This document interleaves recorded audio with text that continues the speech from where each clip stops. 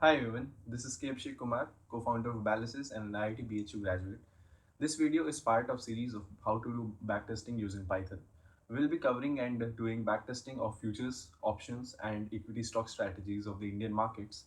You will be made available to the datasets in the given description below. So let's get started. Alright, let's begin.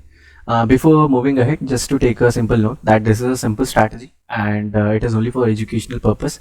You need not to apply this strategy on your own account, and if you are applying it on your own account, that is at your own risk, because the strategy might give you losses or maybe exponential profits, totally depending on results that we'll get later.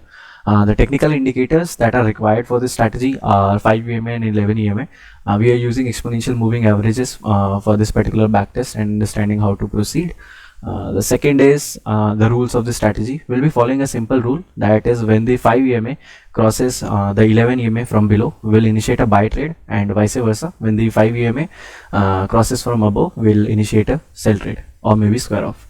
The universe is Nifty 50 futures, and we are using 15-minute time frame.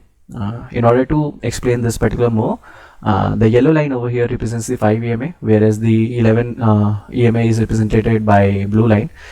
This is Nifty futures on 15-minute time frame. So if you can see, the yellow line over here crosses the blue line over here, and the candle is also green. So the candle must also be green in order to execute the buy trade. So this satisfies our condition. Faster EMA crosses from below, it is a bullish signal. So when do we square off? When we'll square it off when the faster, that is the yellow line, crosses from above and it is a blue line. So here we would have squared off, but the candle should have been a red candle over here, in this case white candle, but it is a green candle. So we square off later when it crosses again over here. The yellow line is crossing the blue line, and the candle is also red.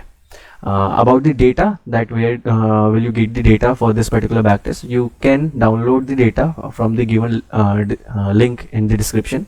You'll find this particular link. You can open it. From futures, you just have to download Nifty futures 1 CSV, and that will be the data we'll be operating on. So in the next video, we'll start from downloading the data processing, converting, changing the time frame, and backtesting. So this video was all about understanding the strategy and where will you get the data.